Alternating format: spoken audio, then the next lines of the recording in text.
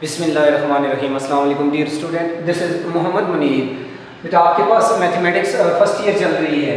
Exercise 2.2 पे हमारी आज डिस्कशन स्टार्ट होगी। लेक्चर नंबर आपके पास 9 के पहले पार्ट में हम क्वेश्चन नंबर 1 और 2 को डिस्कस करेंगे, जबकि आपके पास एक्सरसाइज 2.2 का जो कि आपके पास क्वेश्चन नंबर 4 है वो बेटा आपके पास यहाँ जब मैं आपको डिटर्मिनेंट का मेथड सिखाऊंगा तो क्वेश्चन 4 के सारे पार्ट भी आपके पास वैसे ही हैं। तो बेटा आपके पास क्वेश्चन नंबर 1 में हमने कुछ ये आपके पास मालूम करने इसके आपके पास को फैक्टर्स, और इसके साथ साथ हमने क्वेश्चन नंबर 2 में कुछ हमने लास्ट जो लेक्चर दिया था उसमें हमने प्रॉपर्टीज ऑफ डिटर्मिनेंट देखी थी बेटा। तो आपके पास प्रॉपर्टीज ऑफ डिटर्मिनेंट को आप मद्देनजर रखते हुए क्वेश्चन नंबर 2 के डिटर्मिनेंट पर भी बात करेंगे। तो बेटा आपके पास क्वेश्चन नंबर 1 की तरफ चलते हैं। आपने सबसे पहले देखें a11 मालूम करना है। तो बेटा आपके पास मैं यहाँ पे फार्मूला आपके सामने मेंशन कर देता हूँ। आपके पास फार्मूला है जी aij माइनस 1 की power i plus j mij, यानी आपने ये जितने भी कोफैक्टर्स मालूम करने हैं तो बेटा आपके पास ये इसी फार्मूले की मदद से मालूम होंगे। अब बेटा देखिए सबसे पहले हमने a11 मालूम करना है तो बेटा आ जाएगा a11 फार्मूले के मुताबिक देखिए i की जगह 1 आ गया एंड j की जगह भी 1 आ गया है, माइनस 1 की पावर 1 m11, यानी आपके पास ये इसकी फॉर्म बन जाएगी। तो देखिए बेटा आपके पास पावर 2 ये आपके पास 1 डेवलप हो जाएगा m11। ये हमें ये बता रहा है कि आपने पहली रो और पहले कॉलम को ड्रॉप कर देना है, ये माइनस कहलाते हैं। तो बेटा पहली रो और पहले कॉलम को अगर आप ड्रॉप करें 2 0 0 माइनस 2 आपके पास सर्वाइव करेगा। डिटर्मिनेंट फॉर्म के अंदर आपके पास 2 0 0 माइनस 2 आपके पास ये रिजल्ट डेवलप हो जाएगा। तो ये आपके पास डिटर्मिनेंट फॉर्म में होता है। तो बेटा देखिए नेक्स्ट स्टेप में जब आप जाएंगे तो a11 that is equal to, देखिए बेटा आपके पास बाय 1 है, डिटर्मिनेंट 2 बाय 2 का जब आप मालूम करते हो डायगोनल्स को आपस में मल्टीप्लाई करोगे 1 into -4 2 multiply -2 -4 and 0 multiply 0 0 centre में आपके पास माइनस का फार्मूले का माइनस आएगा। a11 that is equal to -4 -0 result -4 आ गया, 1 के साथ मल्टीप्लाई करेंगे तो बेटा आपके पास रिजल्ट -4 ही आएगा। तो बेटा ये आपके पास पहले पार्ट का सॉरी आपके पास a11 का रिजल्ट आ गया। नेक्स्ट देखें हम इसी तरह आपके पास a21 मालूम कर सकते हो, a23 मालूम कर सकते हो, 31 32 एंड 33 मालूम कर सकते हो। तो बेटा एक और मैं आपके सामने मालूम कर लेता हूं, मैं 32 मालूम करता हूं। तो देखते हैं बेटा आपके पास a32 हम कैसे मालूम करेंगे। तो फार्मूले के मुताबिक चलें, i की जगह हमने 3 यूज किया है और j की जगह हमने 2 यूज किया है। आप यहां पर भी आगे देखें -1 की पावर 3 प्लस 2 m32 का आपके पास डिटर्मिनेंट आ जाएगा। ओके बेटा अब यहाँ पे आपके पास देखें -1 की पावर 5 m32, इट्स मीन आपने थर्ड रो और सेकंड कॉलम ड्रॉप करना है। ये थर्ड रो आ गई और आपके पास ये सेकंड कॉलम आ गया। थर्ड रो और सेकंड कॉलम को अगर आप ड्रॉप करें तो देखिए बेटा 1 1 -1 0 आपके पास बचेगा। तो इसको उठा के हम यहाँ लिख देते हैं जी 1 1 एंड -1 0। तो नेक्स्ट स्टेप में अगर आप जाएं तो आपके पास -1 की पावर एक ऑड नंबर आ गया, रिजल्ट नेगेटिव ही डेवलप होगा। तो 1 मल्टीप्लाई 0 0 -1 फार्मूले का है, -1 मल्टीप्लाई 1 -1। तो बेटा आपके पास ये रिजल्ट इसका आपके पास डेवलप हो जाएगा -1 into -1 प्लस 1 0 प्लस 1 आपके पास 1 के इक्वल ही होगा। तो देखिए बेटा यहाँ रिजल्ट आपके पास -1 आ जाएगा। ये आपके पास a32 का रिजल्ट आया। सिमिलर प्रोसेस के तहत अगर आप चले तो आप बाकी जितने भी आपको गिवन है वो मालूम कर सकते हैं। अब क्वेश्चन नंबर 1 में हमने जो सेकंड आपके पास थिंग जो आपके पास डिस्कस करनी है वो आपके पास मैट्रिक्स का हमने डिटर्मिनेंट कैसे मालूम करना है। तो डिटर्मिनेंट की तरफ चलते हैं एंड नाउ आपके पास आपने डिटर्मिनेंट ऑफ a मालूम करना है। तो determinant of a that will be equal to, आप इसको डिटर्मिनेंट फॉर्म में लिखेंगे तो बेटा आपके पास आ जाएगा जी 1 3 1 -1 2 0 2 0 माइनस 2, बेटा ये आपके पास किसी भी मैट्रिक्स की डिटर्मिनेंट फॉर्म आ गई। अब आपको ये आइडिया होना चाहिए कि डिटर्मिनेंट फॉर्म में कोई भी स्केयर मैट्रिक्स आ जाए तो आप ये 3/3 आपके पास मैट्रिक्स आ गया है। इट्स मीन कि हम इसका डिटर्मिनेंट एक्सपेंडिंग के प्रोसेस से मालूम करेंगे। आपकी मर्जी, जिस रो से एक्सपेंड करते हैं या जिस कॉलम से एक्सपेंड करते हैं आपके पास आंसर सेम आएगा। मैं इसको एक्सपेंड करता हूं, एक्सपेंडिंग बाय R1 से इसको एक्सपेंड करता हूं तो बेटा देखिए आपके पास ये R1 है जिससे मैं इसको एक्सपेंड करने जा रहा हूं। अब आपके पास हम डिटरमिनेंट आप एक को आगे जब लेके चलेंगे तो फार्मूले के मुताबिक हम चलेंगे। आपके पास R1 का पहला एलिमेंट क्या है बेटा? आपके पास 1 है। ओके, अब आपके पास इसके साथ फार्मूले का -1 आएगा। -1 आपके पास देखें ये 1 कौन सी रो में आ रहा है? पहली रो में आ रहा है। यहां उस रो का नंबर आ जाएगा। ये 1 आपके पास जो है, हम आपके पास R1 के इस एलिमेंट की बात कर रहे हैं। ये 1 जो आपके पास पहली रो में आ रहा है और साथ साथ अगर आप देखें तो ये पहले कॉलम में आ रहा है। फार्मूले में -1 की पावर i प्लस j होता है। i उस आपके पास मैट्रिक्स के अंदर रो होती है कि कौन सी रो है, और j उस मैट्रिक्स के अंदर आपके पास कॉलम होता है कि कौन सा कॉलम है। तो देख सकते हैं ये एलिमेंट पहली रो और पहले कॉलम में आ रहा है। अब बेटा आपके पास आगे देखें तो हम फर्स्ट रो और फर्स्ट कॉलम को क्या करेंगे? ड्रॉप कर देंगे। तो बेटा देखिए फर्स्ट रो और फर्स्ट कॉलम को ड्रॉप करने के बाद आपके पास जो डिटर्मिनेंट फॉर्म में बचेगा 2 0 एंड 0 -2 ये आपके पास बच जाएगा। नेक्स्ट देखिए, अब आपके पास प्लस नेक्स्ट एलिमेंट R1 का क्या है? आपके पास 3 है। R1 से हम एक्सपेंड कर रहे हैं, R1 का हर एलिमेंट वर्क करेगा। तो आपके पास 3 आपके पास आ गया जी। नेक्स्ट एलिमेंट -1 फार्मूले का आ गया साथ। ओके बेटा, अगर आप देखें ये जो 3 है आपके पास ये पहली रो में आ रहा है और आप देख सकते हैं ये पहला कॉलम आ गया, ये दूसरा कॉलम आ गया और ये 3 आपके पास पहली रो और दूसरे कॉलम में आ रहा है। एक्सपेंडिंग का प्रोसेस आप सीख रहे हैं बेटा, तो देखें पहली रो और दूसरे कॉलम को आप ड्रॉप कर दें, -1 0 2 -2 ये रिजल्ट आपके पास बच जाएगा जी -1 0 2 -2। एंड लास्ट वन देखिए बेटा आपके पास प्लस। अब लास्ट एलिमेंट R1 का क्या है? आपके पास जी 1 है, ये आपके पास 1 आ गया। अब देखिए आपके पास साथ फार्मूले का -1 भी आ गया। बेटा ये आपके पास कौन सी रो में आ रहा है? आप देख सकते हैं ये पहली रो में आ रहा है और देखिए कौन से कॉलम में आ रहा है? First, second and third column में आ रहा है। तो आपके पास यहां आ जाएगा 1 + 3, first row third column. First row और थर्ड कॉलम को ड्रॉप करेंगे, देखिए आपके पास ये रिजल्ट बच रहा है जी -1 2 एंड 2 0। ओके, अब नेक्स्ट स्टेप में जाएं बेटा, तो देखिए आपके पास -1 की पावर 2 आपके पास 1 के इक्वल 1 से मल्टीप्लाई हुआ, रिजल्ट 1 ही आ गया। 2 × -2 -4 एंड 0 × 0 ये बेटा आपके पास 0 आ गया। 1 + 2 3 पावर 8 आ गई है। माइनस साइन डेवलप होगा, माइनस प्लस माइनस, ये 1 3 से मल्टीप्लाई होगा, -1 3 से मल्टीप्लाई होगा, -3 आ जाएगा। आपके पास यहाँ डिटरमिनेंट मालूम करें, minus minus plus 1 × 2 2 and 2 × 0 0 2 - 0 plus आपके पास देखिए पावर इवन है, ये पॉजिटिव साइन डेवलप होगा और रिजल्ट 1 ही बचेगा। -1 × 0 0 माइनस फार्मूले का 2 2 4 ये आपके पास डेवलप होके आ जाएगा।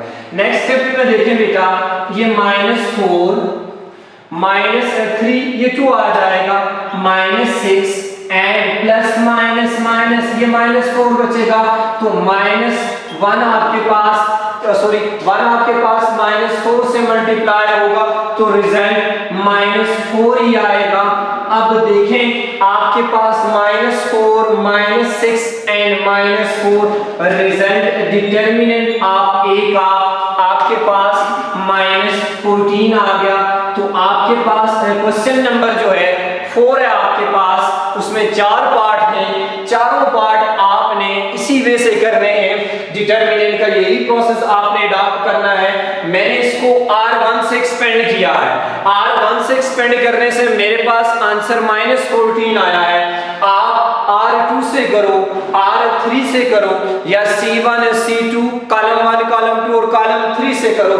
फार्मूले को आपने सही ऑपरेट करना है, आपने इसकी पावर्स में रोज और कॉलम का ख्याल रखना है, तो आपके पास इसका रिजल्ट यही आएगा। तो बेटा आपके पास इट्स मीन कि आपके पास क्वेश्चन नंबर 1 के साथ आपके पास क्वेश्चन नंबर 4 के आपने चारों पार्ट इसी वे से करने हैं, जो कि आपके पास आपका होमवर्क है, एक असाइनमेंट के तौर पे है। आप प्रैक्टिस करें, जितना प्रैक्टिस करेंगे डिटर्मिनेंट का प्रोसेस उतना स्ट्रांग होगा, और अगर डिटर्मिनेंट का प्रोसेस आप स्ट्रांग कर लेते हैं, बहुत सारी मुश्किलात आपकी सॉल्व हो जाएंगी जैसे जैसे हम आगे जाएंगे। अब हम चलते हैं बेटा क्वेश्चन नंबर 2 की तरफ। क्वेश्चन नंबर 2 बेटा आपके पास कहता है, इसमें क्वेश्चन नंबर 2 में आपके पास कहता है without evaluating state the reason from the following equalities. Inequalities की स्टेटमेंट आपके पास आपने देनी है। पहला पार्ट है, देखिए बेटा आपके पास पार्ट नंबर फर्स्ट पे बात करते हैं हम 1 2 0 1 2 0 3 1 0 and -1 2 0 that is equal to 0। हमने अपने लेक्चर नंबर 8 में फर्स्ट प्रॉपर्टी क्या डिस्कस की थी कि किसी भी स्क्वायर मैट्रिक्स में आपके पास एक रो या एक कॉलम की तमाम एंट्रीज 0 आ जाए तो उसका डिटर्मिनेंट 0 होता है। तो इसके सॉल्यूशन की तरफ चलते हैं, चलें इसके प्रूफ की तरफ चलते हैं बेटा कि इसका प्रूफ हम कैसे यहाँ पे डिस्कस करेंगे। Consider left hand side. Left hand side आपके पास आ गई 1 2 0 3 1 0 -1 2 0। तो देखें बेटा आपके पास क्वेश्चन नंबर 2 के पहले पार्ट में C आपके पास जो 3 आ रहा है, ये C3 है बेटा आपके पास। कॉलम नंबर 3 जो आ रहा है, इसकी तमाम एंट्रीज बेटा आपके पास 0 आ रही है। अगर आपके पास किसी एक रो या कॉलम की एंट्रीज आपके पास 0 आ जाए तो ये किस फॉर्म में है? डिटर्मिनेंट फॉर्म में है। तो आपके पास जब तमाम एलिमेंट्स 0 आ गए हैं और रिजल्ट 0 आएगा, इस क्वेश्चन में हमने रीजन देनी है बिकॉज all entries या all elements of column 3 C3 is 0।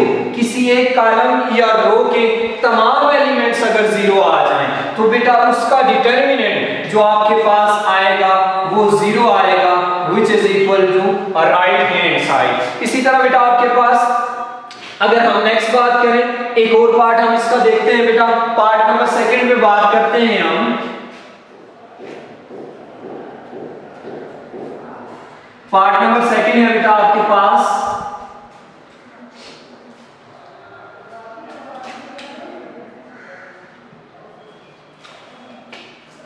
1 2 3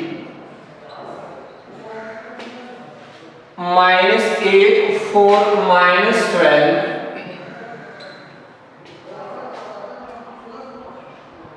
2 -1 and 3 that is equal to 0। Okay, अब आपके पास यहाँ देखा जाए तो हमने इसका डिटर्मिनेंट 0 लाना है।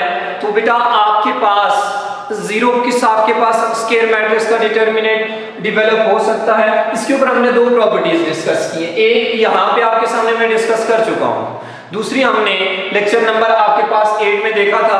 एक प्रॉपर्टी वहां मैंने डिस्कस की थी कि आपके पास किसी भी स्क्वायर मैट्रिक्स में बेटा 2 रो या 2 कॉलम आइडेंटिकल आ जाए तो आपके पास उसका डिटरमिनेंट, देखिए कितना सिंपल सा एक पॉइंट है कि 2 रो या 2 कॉलम आइडेंटिकल आ जाए, उसका डिटरमिनेंट भी आपके पास क्या होगा? 0 होगा। तो हम इसके प्रूफ की तरफ चलते हैं। Consider left hand side. Left hand side क्या है? 1 2 3 -8 4 -12 एंड 2 -1 3। हमने ऑब्जर्व किया यहाँ हमें कोई भी दो रो आइडेंटिकल नजर नहीं आ रहे। ओके बेटा, कीप इन द माइंड, ये एमसीक्यूज पॉइंट ऑफ व्यू से अभी जो आपको यहाँ पॉइंट डिस्कस करने जा रहा हूँ ये इंपॉर्टेंट है।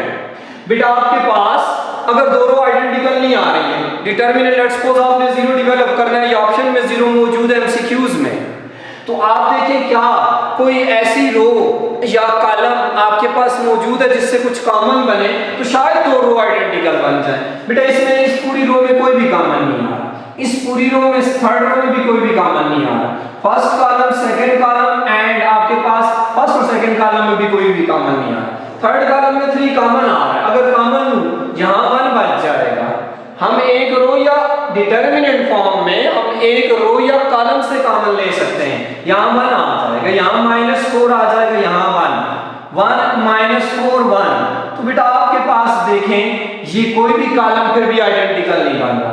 अगर आप इस रो को ऑब्जर्व करें R2 को, अगर R2 से बेटा मैंने ये आपके पास सेकंड रो आ गई, R2 से मैं अगर -4 कॉमन ले लिया तो देखते हैं बेटा -4 मैंने कॉमन ले लिया 1 2 3, यहां से -4 कॉमन लिया तो क्या बच जाएगा 2 के साथ, और 2 बच जाएगा। ये -4 जब इससे दोबारा मल्टीप्लाई होगा -4 मल्टीप्लाई टू -8, यहां से -4 कॉमन लिया तो क्या बच गया -1।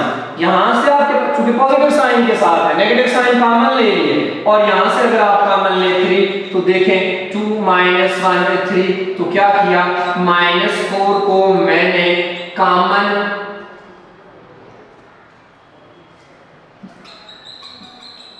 फ्रॉम R2 से मैंने इसको कॉमन ले लिया।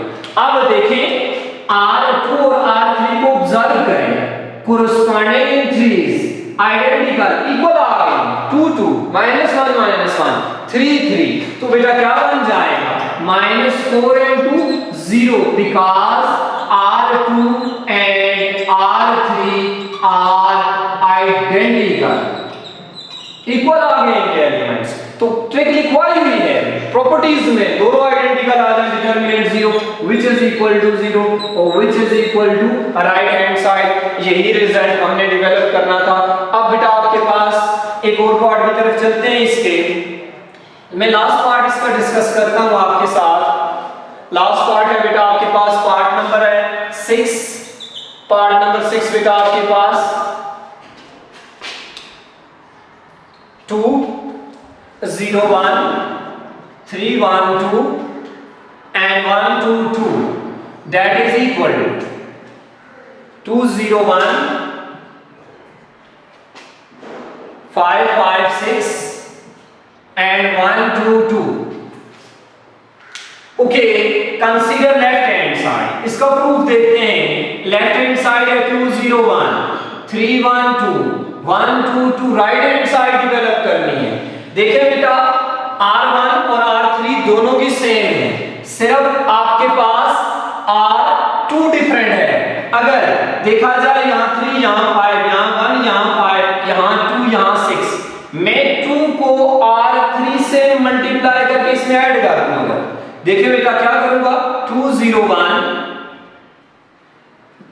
R2 पे काम करना है, R3 की मदद से 2 को मल्टीप्लाई करें तो देखिए 3 2 मल्टीप्लाई 1 2, इसमें ऐड करना है +2 1 2 मल्टीप्लाई 2 4, इसमें ऐड करना है लास्ट एलिमेंट 2 मल्टीप्लाई 2 4, इसमें ऐड कर दें एंड 1 2 2 एज इट एज रहेगा।